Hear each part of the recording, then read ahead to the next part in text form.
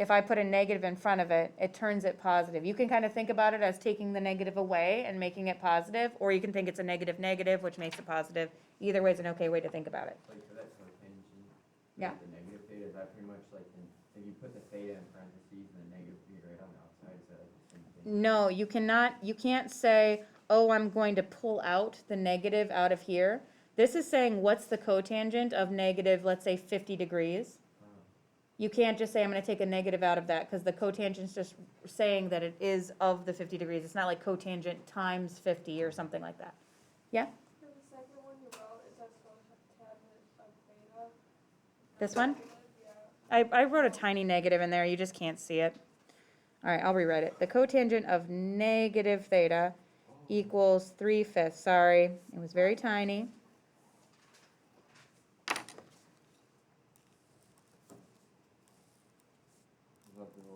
That's the whole example. So sometimes these problems can be very fast, sometimes they take a little longer. Everybody open your book to page 657.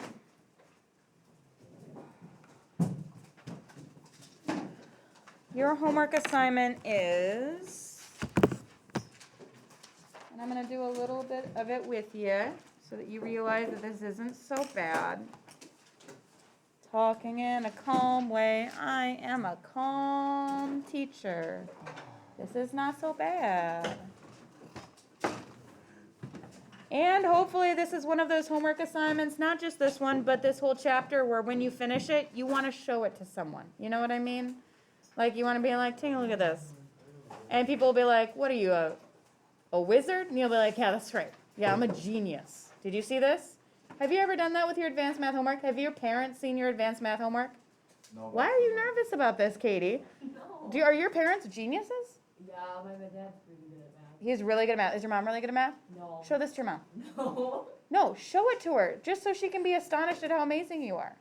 Because your dad might be like, so? Okay, so don't show it to your dad. But show it to somebody younger than you, show it to a parent that does not like math, and they'll be like, what in the world? Are you Einstein? You'll be like, yeah, that's correct. I am. Yeah, I'm that smart. I am that smart.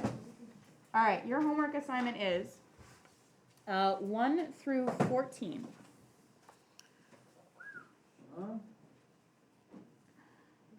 And number 17. There are only 5 that are like the ones I told you. I told you there were 5. There's 5. The other ones are matching, and they go so fast. You ready to do a couple with me? Sure. Okay, let's try it.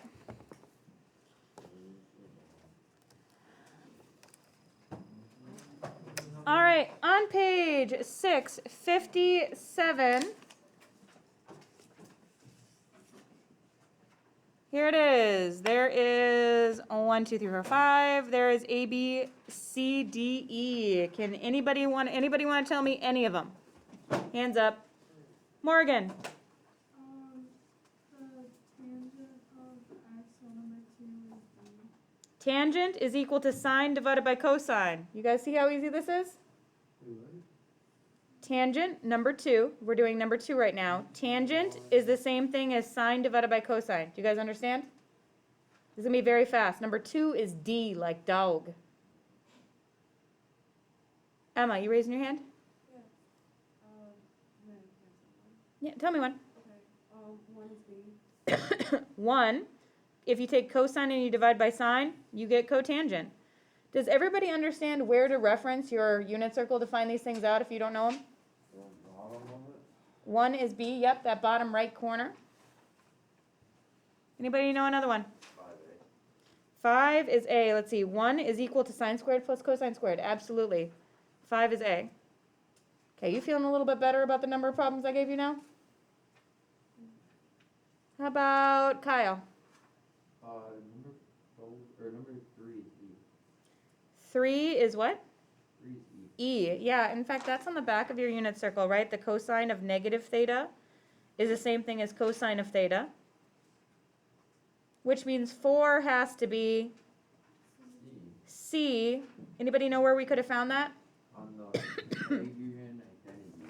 It's the second one. I think. See how on the Pythagorean identities on the back of your thing it says tangent squared plus 1 is secant squared? Okay, so we just did the first 5 problems together. Let's keep going.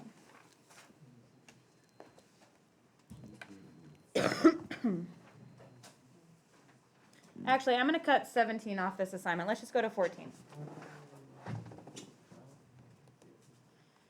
All right, if, number 6, if tangent of theta is 2.6, then what's tangent of negative theta? Let's see, let me look. It says that, on my sheet, it says that tangent of negative theta, you just put a negative in front of the other one. So yes, then tangent of negative theta is negative 2.6. If cosine is negative 0.65, then the cosine of negative theta is? Nope, not positive. Guys, see, look. See how this one's positive? Cosine of negative theta is equal to the positive cosine of theta? That means we don't change the sign.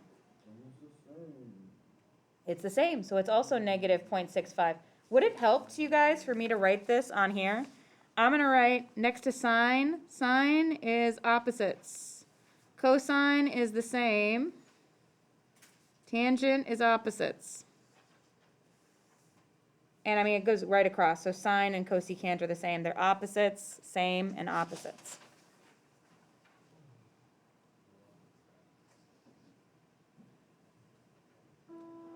All right, so I took number 17 off the assignment. Melanie, I'm taking 17 off the assignment. Hopefully she actually watches this and doesn't just try it by herself. So your whole assignment is 1 through 14. You should be able to get 1 through 10 done, like, bam. We've already done, what, 1 through 7? And then 11 through 14 are going to take a little longer, about as long as it took us to be working on that. Why don't you go sit with your partner and work on those together? Okay? Take your time. Is this a reasonable assignment? Okay. Picture the answers and send them. That's fine with me. Can you also text her and say that we're not doing 17? I should remind about that one, because I sent her a list of all the assignments. Oh, okay, yeah. So. May I go to the bathroom? Yep.